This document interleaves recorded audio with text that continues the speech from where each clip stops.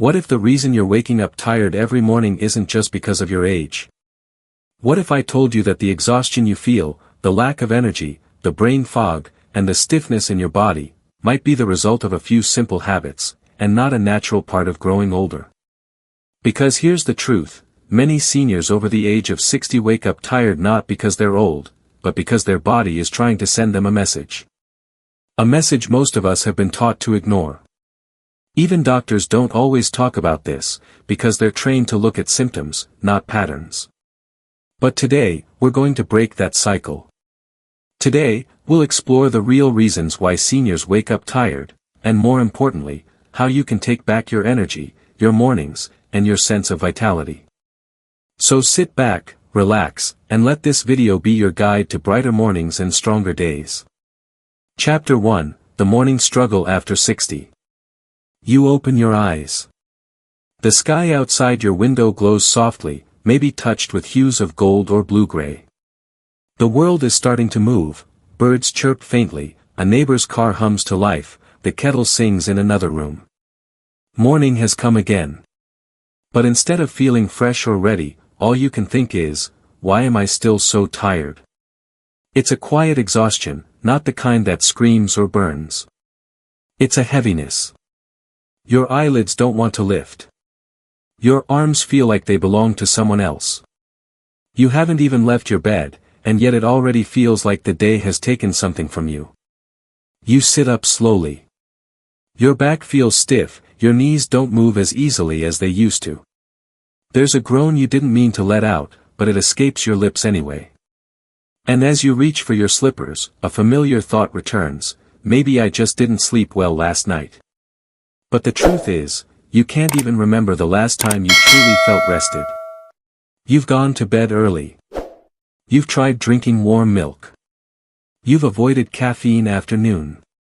You've even turned off the TV at night, just like the articles say. Still, you wake up as if you've been running in your dreams, and not resting.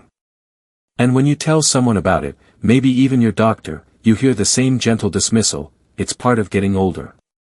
As if feeling half alive is simply a new normal. As if this fog, this fatigue, this sense of walking through water every morning, is something you should just accept.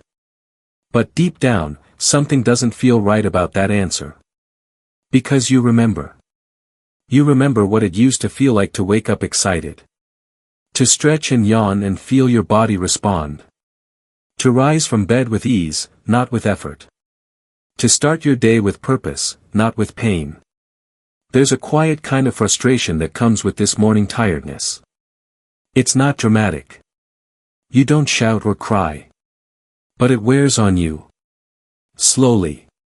Steadily. Like a leaky faucet that never stops.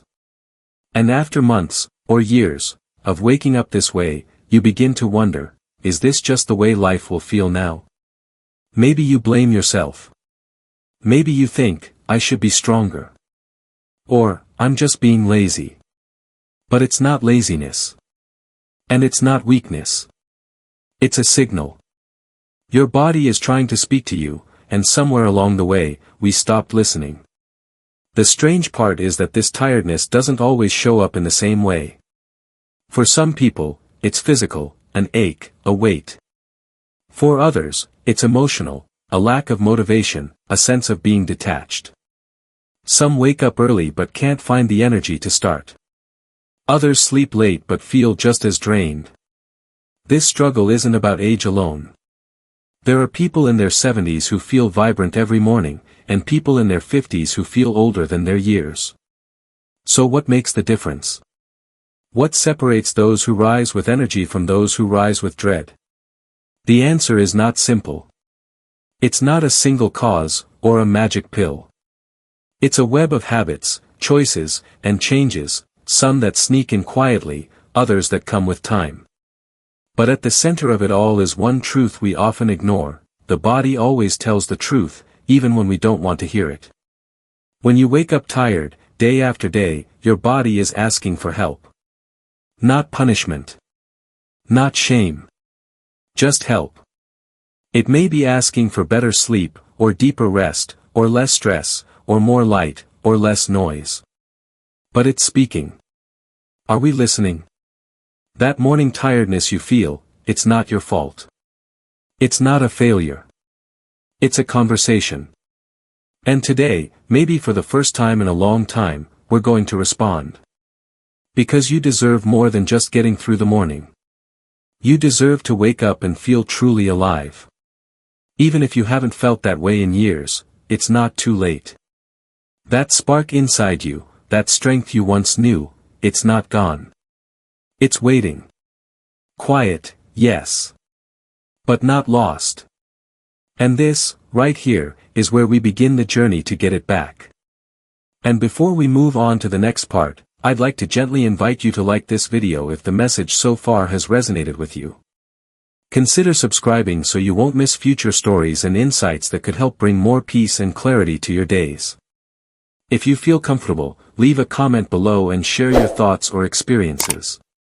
You never know, your words might be exactly what someone else needs to hear today. Because when we share, we don't just connect, we begin to heal, together. Chapter 2, What's really happening to your body after 60? There's a moment that comes quietly for most people, usually sometime after their 60th birthday, when the body begins to feel different. Not broken. Not failing. Just different. You move slower, not because you're lazy, but because your joints remind you that they've served you faithfully for decades. You wake up in the middle of the night and wonder why you can't fall back asleep. You eat less but somehow feel heavier. These small shifts are subtle. But they stack. And what most people don't realize is that many of these changes begin not in the muscles or bones, but in the rhythms of the body. The cycles that once ran like clockwork now tick a little offbeat. Your sleep-wake pattern, known as the circadian rhythm, starts to drift. It's like your internal clock is still ticking, but someone's moved the hands without telling you. You might notice you get sleepy earlier in the evening. Or that you wake up much earlier than you want to, even if it's still dark outside. This is not your imagination. This is biology. After 60, your brain naturally produces less melatonin, the hormone that tells your body it's time to sleep. With less melatonin, your brain has a harder time staying asleep, especially during the deeper, more restorative phases of rest. And yet, when most people wake up tired, they don't think about melatonin.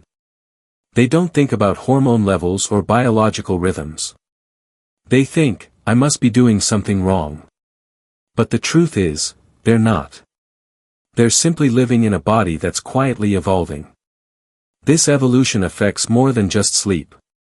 It changes how your organs function at night. It shifts how your muscles repair themselves. It even alters how your brain processes emotions and memories. A good night's sleep used to be easy, effortless. Now it's something you have to fight for. What's even more challenging is that the world around you doesn't adjust when your body does. The world expects you to keep pace. To stay active. To stay alert. To function as you always have. But internally, something softer is calling for rest, for rhythm, for recalibration. And unless we answer that call, we wake up more tired each day. There's also another layer, one that often goes unspoken. As we grow older, we accumulate invisible weight. Not just in our bodies, but in our hearts. Worries grow heavier. Grief lingers longer. Stress settles deeper. And while our bodies may slow, our minds often don't know how to stop spinning. We carry burdens to bed, and then we wonder why we rise with shoulders that ache. Modern life doesn't help. Artificial light from screens confuses the brain into thinking it's still daytime. Late dinners keep the digestive system active long after it wants to rest. Medications meant to help can sometimes disrupt the delicate dance of neurotransmitters in the brain. And so, night after night, the body tries to sleep, but it's working against the world around it. It's not just the number of hours that matters. It's the quality of those hours. You could sleep 8 hours and still wake up exhausted if those hours were filled with shallow rest, interrupted cycles, or dreams clouded by anxiety. And this is where awareness becomes a powerful tool. When you begin to understand what's happening inside you, not with fear, but with curiosity, you start to gain control again. You realize that being tired isn't your identity. It's a signal. And signals can be responded to. You begin to notice patterns. Maybe you sleep better when the room is cooler. Maybe your dreams are clearer when you go for a walk at sunset. Maybe your deepest rest comes not from sleeping longer, but from sleeping more peacefully. This is the great opportunity of aging, not just to grow older, but to grow wiser about how we live. The body may change, yes. But it also becomes more honest. It won't let you ignore what needs to be addressed.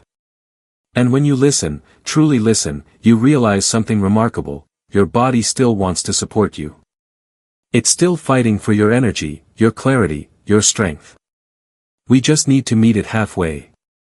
Because inside that tired frame is the same life force that once ran through you as a child, as a young adult, as a parent, as a worker, as a dreamer. That spirit hasn't gone anywhere. It's just asking for a new kind of care. And that care begins by recognizing that fatigue is not a failure. It's an invitation. An invitation to understand the masterpiece that is your body, still working, still speaking, still full of possibility. So, if you've woken up tired again today, be gentle with yourself. You're not broken. You're becoming. And that journey, however slow, however quiet, is still sacred. Chapter 3: The Hidden Habits That Are Draining You. Sometimes, the biggest things affecting your life are the ones you barely notice. They slip into your routines quietly, wrapped in the comfort of familiarity. You repeat them each day without question, unaware that they might be the very habits slowly stealing your energy. It's easy to blame tiredness on age alone. But what if age isn't the full story? What if the truth lies in a handful of daily decisions, small, almost invisible actions, that gradually wear you down like a slow drip carving into stone? You see, our bodies are like gardens. With the right care, they flourish. But leave them unattended, or unknowingly feed them the wrong things, and they begin to wither, not suddenly, but slowly. And that's how exhaustion works in older age. Not as a storm, but as a quiet erosion. Take, for example, the way we hydrate. Many seniors know the importance of drinking water, especially for heart and kidney health. But they often drink large amounts right before bed, thinking it's helping. In reality, it may be forcing them to wake 2, 3, even 4 times a night to use the bathroom. Each interruption pulls them out of deep rest, leaving the body fragmented and confused come morning. Or consider how we treat our bedrooms. Over the years, our rooms become cluttered with devices, screens, extra lights, buzzing chargers, even televisions that blink long after we've closed our eyes. All these distractions emit artificial light that tells the brain, it's still daytime. The body obeys and resists sleep, even when we feel tired. And then there's food. Some of us grew up in homes where dinner was the largest meal, eaten late, and followed by rest. But digestion doesn't work the same at 65 as it did at 25. That heavy meal at 8 p.m. It can keep your body working when it should be winding down, making your heart pump harder, your stomach churn longer, and your sleep shallower. Even silence has been lost. Where once the night was still and sacred, it's now filled with background noise, TVs, podcasts, endless scrolling, the hum of modern life. The mind never truly powers down. And when it doesn't, the rest of the body follows. But perhaps the most powerful, and most underestimated, habit draining us isn't physical at all. It's the habit of worry. Worry doesn't always look loud. It can appear as a small thought before bed: what if my blood pressure's too high, or will I outlive my savings? These thoughts may seem harmless, but they invite stress into the sanctuary of rest. The heart beats faster. The breath shortens. The body prepares for battle, at a time it's meant to surrender. And so, we lie there, eyes open in the dark, not fighting a real danger, but battling 1,000 imagined ones. This chronic tension becomes a nightly visitor. And over time, it teaches the body that sleep is not safe. So we sleep lightly. We wake easily. And we rise not restored, but resigned. But what if we could turn this around? The beauty of small habits is that they can be replaced as gently as they arrived. A warm drink can be swapped for calming herbal tea. A glowing screen can be exchanged for the soft hum of wind or rain. A late meal can be moved to late afternoon. A worry can be written in a journal, and left there until morning. You don't need a complete overhaul. You just need one quiet shift. One gentle change. One decision to honor your body not as it was 20 years ago, but as it is now, wise, sensitive, and deeply honest.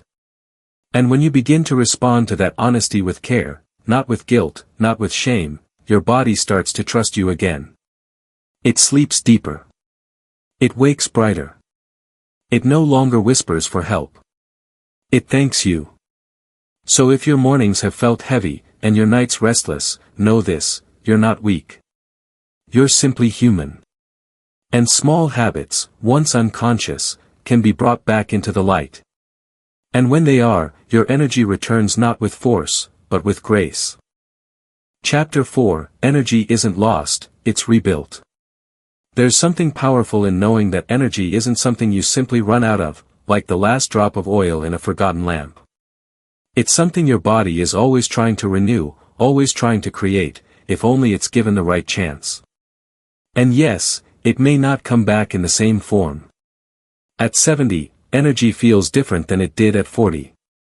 It's quieter, steadier, less impulsive but more enduring. It doesn't arrive with a rush, but with a calm strength, like a deep breath on a cool morning, or the slow unfolding of sunlight across the garden. Many people over 60 believe they've lost their energy for good. They whisper it in doctors' offices or say it quietly to friends, "I'm just tired all the time." And with each repetition, the story becomes more permanent. They stop expecting to feel good again. They stop believing that their body is still capable of vitality. But I want to tell you something that might surprise you. Your energy is not gone. It's simply waiting. Waiting for space. Waiting for rhythm. Waiting for you to shift from fighting your body to listening to it. You see, the body is not the enemy, it is your oldest friend. It has carried you through decades of life. Through heartbreak and healing. Through labor and laughter. Through children, through work, through change. It has been your constant, even when you forgot to thank it. And now, it's asking not for miracles, but for respect. To rebuild energy in later life, you don't need extreme diets or punishing workouts. You need restoration. Gentle rhythm. A bit more quiet. A touch more light. A return to the basics that modern life so often rushes past. It could be as simple as rising with the sun instead of an alarm. Walking barefoot in the garden before breakfast. Drinking warm water instead of cold. Breathing deeply, not because someone told you to, but because it feels good. Energy comes not from doing more, but from doing what matters, with care and intention. And sometimes, what matters most is the very thing we've been taught to dismiss, rest. Not the rest of collapsing after exhaustion. But the kind of rest that comes from choosing slowness before urgency. Silence before noise. Stillness before striving. Rebuilding energy also means honoring your limits without apology. It means saying no to what drains you, even if it once brought joy. It means embracing that your pace has changed, and trusting that there is wisdom in that. Because there is power in slowness. The oak tree doesn't rush to grow. The moon doesn't hurry to rise. The tides don't apologize for retreating. And you, in this season of life, have earned the right to slow down and still be strong. When you begin to rebuild energy in this way, you'll notice something else too, your mind clears. Your emotions soften. You laugh more easily. You feel more at peace, not because the world has changed, but because you have. You've chosen to partner with your body, not push it. To trust its messages instead of silencing them. To care for it with the kind of love it has long offered you. And that, more than any medicine, is the beginning of healing. So if today you feel tired, don't despair. Rest is not defeat. Slowness is not weakness. And energy is not gone, it's waiting patiently, just beneath the surface, ready to return when you are ready to welcome it home. Chapter 5, Gentle Habits That Bring Energy Back. When you think of rebuilding your energy, you might imagine something dramatic, like starting a new fitness routine or taking a long retreat in the mountains. But for most people, especially after 60, the most powerful changes come not from grand decisions, but from gentle, repeatable habits. Think of habits as seeds. They're small at first, sometimes invisible. But when tended to daily, they bloom into something beautiful. And for those of us in later life, this is where the true magic lies, in what we choose to do quietly, consistently, and with care. One of the simplest places to begin is with how you start your morning. Not with rushing. Not with obligations. But with one peaceful moment before the day begins. A cup of warm water with lemon. A few deep breaths beside the window. A quiet prayer, a journal entry, or a single sentence of gratitude. That gentle opening tells your body, you are safe. We are not in a hurry. Movement, too, doesn't need to be intense to be effective. A 10-minute walk after breakfast. Gentle stretching before you make your bed. Rotating your shoulders while listening to soft music. Your muscles respond not just to effort, but to attention. The more lovingly you move them, the more they begin to wake up for you. And there is power in light. As soon as you can in the morning, step into sunlight, even for just a few minutes. Light signals to your brain that the day has begun.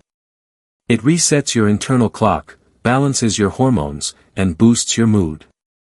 Nature's rhythm is one of your greatest allies. Breakfast can also be a turning point.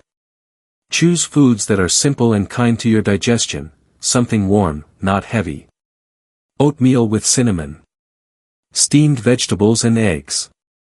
A bowl of fruit with tea. Your body doesn't need excitement in the morning, it needs nourishment. Throughout the day, pay attention to your breathing. It may sound too small to matter, but most people after 60 begin to breathe more shallowly without even noticing. Once or twice an hour, pause. Inhale slowly through your nose. Fill your lungs. Exhale through your mouth. Let the breath stretch all the way into your belly. These small resets send calming signals throughout the nervous system. It's your body's way of remembering calm. Water is another simple friend. Many older adults mistake dehydration for fatigue. A glass of water mid-morning and mid-afternoon, especially with a squeeze of lemon or cucumber, can lift your clarity and refresh your cells. And then there is stillness. Not the kind of stillness that comes from being stuck, but the kind you choose. Rest in the afternoon, not because you're defeated, but because your body deserves renewal. Sit near a tree. Close your eyes. Let your mind wander without expectation. This quiet space becomes a well you return to again and again. Sleep at night begins long before your head touches the pillow. Dim the lights an hour before bed. Turn off the news, close the computer, put away your phone. Invite calm into the room.